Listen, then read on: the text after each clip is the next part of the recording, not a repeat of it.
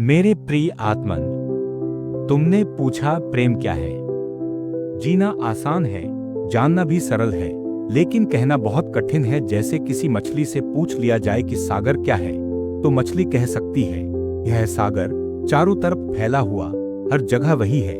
लेकिन अगर तुम कहो कि बताओ मत, शब्दों में कहो, तो मछली असहाय हो जाएगी। जीवन में जो सबसे सत्य है, जो सबसे सुंदर है, जो सबसे पवित्र है, उसे जिया जा सकता है, उसे जाना जा सकता है, उसमें हुआ जा सकता है, लेकिन कहा नहीं जा सकता। यही तो कठिनाई है और विडंबना यह है कि जिसको जिया जाना था, जिसको अनुभव किया जाना था, उसी पर हजारों साल से सिर्फ बातें हो रही है। प्रेम के गीत गाए जाते हैं, प्रेम के भजन गाए जाते हैं, प्रेम की। अगर भीतर झांक कर देखो तो प्रेम से झूठा शब्द दूसरा कोई न मिलेगा। और सबसे अजीब बात यह है कि जिन लोगों ने प्रेम को झूठा सिद्ध कर दिया है, उन्हीं को लोग प्रेम का आचार्य मानते हैं। उन्होंने ही प्रेम के सारे द्वार बंद कर दिए और दावा किया कि वे प्रेम के जन्मदाता हैं। धर्म प्रेम की बातें करता है, लेकिन उसी धर्म ने प्रेम को मार दिया। और यह फर्क न पूर्व में है, न पश्चिम में, न हिंदुस्तान में, न अमेरिका में। पूरी मानवता प्रेम से रिक्त है और दोष आदमी के सिर मढ़ दिया गया है। कहा गया है मन बुरा है, मन जहर है। लेकिन मैं कहता हूं, मन जहर नहीं है। इस अस्तित्व में कुछ भी जहर नहीं है, सब अमृत है। परमात्मा के इस विराट आयोजन में जहर का कोई अंश नहीं हो सकता, मगर मनुष्य ने अमृत को भी जहर कर दिया। और इसमें सबसे बड़ा हाथ है पंडितों का, आचार्यों का, तथाकथित संतों का। जब तक यह बात तुम्हें साफ दिखाई न पड़ेगी, तब तक प्रेम का जन्म नहीं हो सकेगा। वही कारण जिनसे प्रेम का जन्म रुका है, हम उन्हें ही प्रेम का आधार मानकर बैठे हैं। हजारों साल तक झूठ दोहराया जाए तो आदमी अंततः मान ही लेता है कि झूठ नहीं, सच है। और फिर उसे लगता है कि आदमी ही गलत है, सिद्धांत नहीं।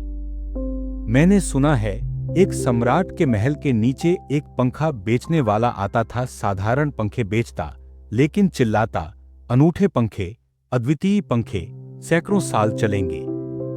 सम्राट को आश्चर्य हुआ, बुलाया, कहा, दिखाओ जरा कितने के हैं। उसने कहा, महाराज 100 रुपए। सम्राट हंसा, 2 पैसे का पंखा और 100 रुपए का दाम, क्या खूबी है इसमें। पंखे वाले ने कहा, खूबी यही है महाराज, 100 साल चलेगा, गारंटी है। सम्राट ने सोचा, धोखेबाज है, लेकिन हिम्मत देखी तो खरीद लिया। 7वें दिन पंखा टूट गया। पंखे वाला आया। सम्राट ने कहा, यह देखो, 7 दिन भी नहीं चला, तुम कहते थे 100 साल चलेगा, झूठे हो तुम। पंखे वाला बोला, महाराज, पंखा झलना आपको आता नहीं, पंखा गलत नहीं है, आपके झलने का ढंग गलत है। 100 साल पंखा चलेगा, आप नहीं चलोगे। स्थिति मनुष्य की है, हजारों साल की संस्कृति, हजारों साल के धर्म और उसका फल है यह खोखला आदमी। लेकिन दोष आदमी के सिर है, संस्कृति निर्दोष है। हम कहते हैं आदमी को बदलो, कोई यह साहस नहीं करता पूछने का। 10,000 साल की संस्कृति गलत नहीं हो सकती? क्या ये सारे धर्म झूठे नहीं हो सकते?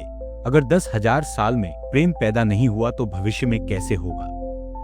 सोचो मेरे प्रिय आत्मन, प्रेम कोई सिद्धांत नहीं है, प्रेम कोई शास्त्र का शब्द नहीं है। प्रेम जीवन का स्पंदन है। प्रेम वह धड़कन है जिसमें सारा अस्तित्व शामिल है। अगर प्रेम को पाना है तो झूठे सिद्धांतों की जंजीरें तोड़नी होंगी, तभी प्रेम प्रकट होगा। 10,000 वर्षों में जो नहीं हो सका, वह आगे भी 10,000 वर्षों में होने वाला नहीं है। क्यों? क्योंकि आदमी वही है, कल भी वही था, आज भी वही है और कल भी वही रहेगा। आदमी की मूल प्रकृति नहीं बदलती, पर हमारे बुद्धिजीवी, हमारे धर्मगुरु, हमारे पंडित हमें यही समझाते रहे हैं कि बस थोड़ा और इंतजार करो, थोड़ा और प्रयत्न करो, प्रेम आ जाएगा। लेकिन मैं कहता हूं, यह सब भ्रम है, गलत है हमारी दिशा। और उसका सबूत है यह आदमी, तुम्हारे सामने खड़ा आदमी। तुम बीज बो और फल कड़वे निकले, जहरीले निकले तो यह सिद्ध हो जाता है कि बीज ही जहरीला था। बीज को तोड़कर देखने से पता नहीं चलता, लेकिन जब वृक्ष बड़ा होता है और फल आता है, तब मालूम पड़ता है। 10,000 वर्षों से संस्कृति और धर्म ने जो बीज बोए हैं, उनका यही फल है। यह मनुष्य जो भीतर से कड़वा है, विष से भरा हुआ है, और उसी संस्कृति की दुहाई दी जाती है। नहीं हो सकता, प्रेम पैदा ही नहीं हो सकता, क्योंकि प्रेम की संभावना का गला घोंट दिया गया है।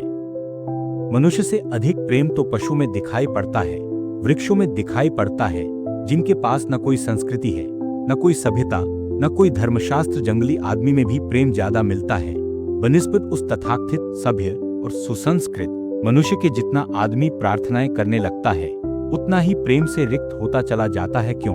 जरूर कोई गहरी वजह है।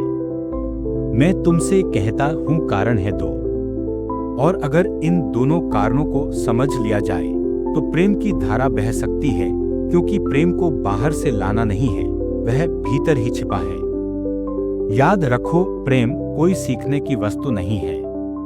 प्रेम कोई अर्जित की जाने वाली कला नहीं है। प्रेम तुम्हारा स्वभाव है।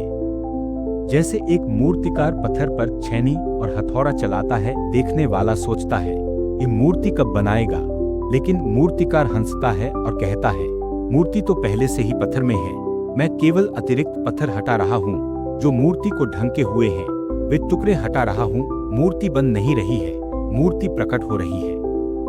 प्रेम भी प्रकट होता है, प्रेम पैदा नहीं किया जाता।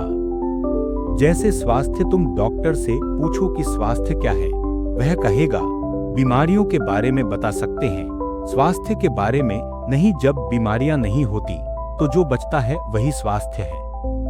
स्वास्थ्य हमारा स्वभाव है, प्रेम भी हमारा स्वभाव है। इसीलिए मैं कहता हूं, मनुष्य को प्रेम करना सिखाने की जरूरत नहीं है। जरूरत है सिर्फ यह देखने की कि प्रेम क्यों प्रकट नहीं हो पा रहा है, कौन सी रुकावट है, कौन सी दीवार है। प्रेम तो गंगा है, अपने आप बहेगी, हिमालय तोड़ेगी, घाटियां पार करेगी और सागर तक पहुंच ही जाएगी। गंगा किसी पुरोहित से नहीं पूछती कि सागर कहाँ है, उसके प्राणों में ही छिपा है सागर का बुलावा। लेकिन यदि आदमी दीवारें खड़ी कर दे, बांध खड़े कर दे, तो गंगा रुक जाती है। प्रकृति की बाधा नहीं है तो चुनौती है। उकसावा है, बीज के ऊपर पड़ी हुई मिट्टी भी बाधा नहीं है, वह तो बीज को ताकत देती है, बीज को जगाती है। लेकिन कृत्रिम बाधाएं धर्म के नाम पर, संस्कृति के नाम पर, संस्कारों के नाम पर वही असली कैदखाने हैं। जब तक ये टूटेंगे नहीं, प्रेम नहीं फूटेगा। प्रेम तुम्हारे भीतर है, बस पर